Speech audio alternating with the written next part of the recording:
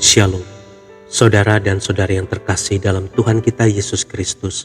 Marilah kita luangkan waktu beberapa menit untuk berkencan dengan Tuhan saat ini, agar dari hari ke hari kita semakin dekat dengan Tuhan, sehingga hidup kita semakin diberkati dan menjadi berkat. Pembacaan dari Injil Lukas bab 22 ayat 60 sampai dengan 62.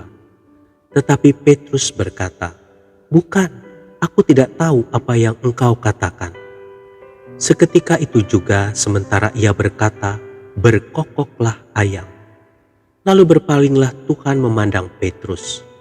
Maka teringatlah Petrus bahwa Tuhan telah berkata kepadanya, "Sebelum ayam berkokok pada hari ini, engkau telah 3 kali menyangkal aku."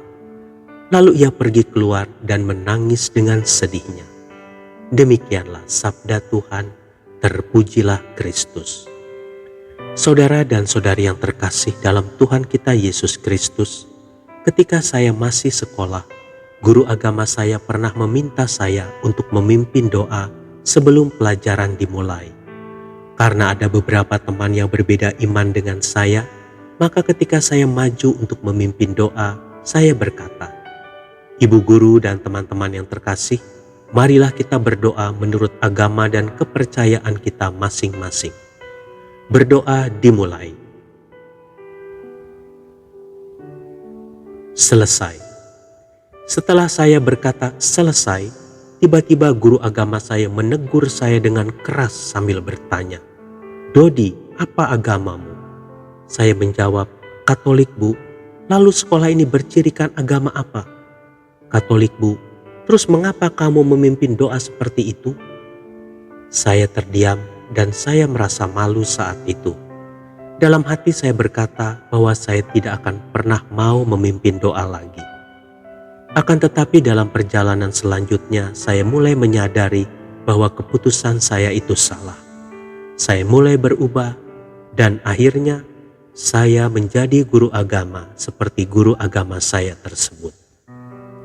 Saudara dan saudari yang terkasih dalam Tuhan kita Yesus Kristus, terikat dengan kegagalan masa lalu dapat membelenggu kita sehingga tidak bisa mengupayakan sesuatu yang lebih baik. Kegagalan apakah yang pernah kita alami sehingga sampai saat ini menyebabkan kita susah untuk bangkit dan mencoba lagi?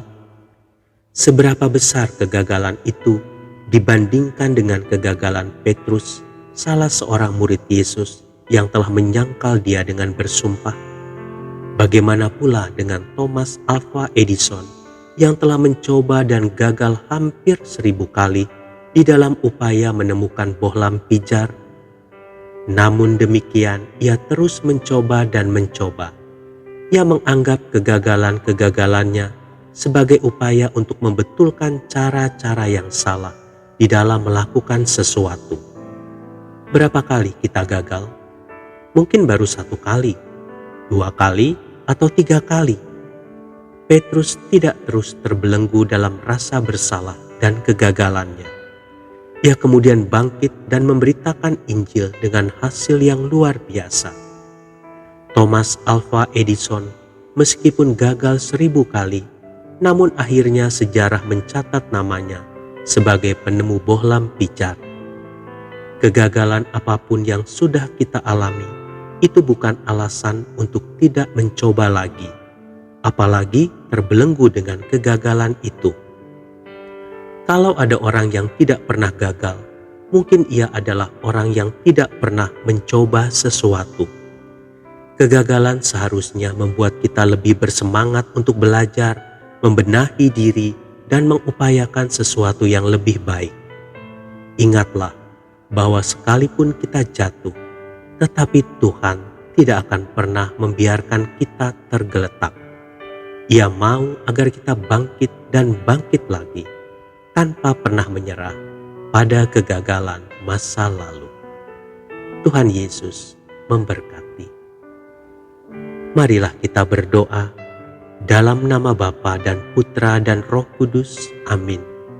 Tuhan Yesus, lepaskanlah aku dari belenggu kegagalan dan masalah yang pernah aku alami di masa lalu.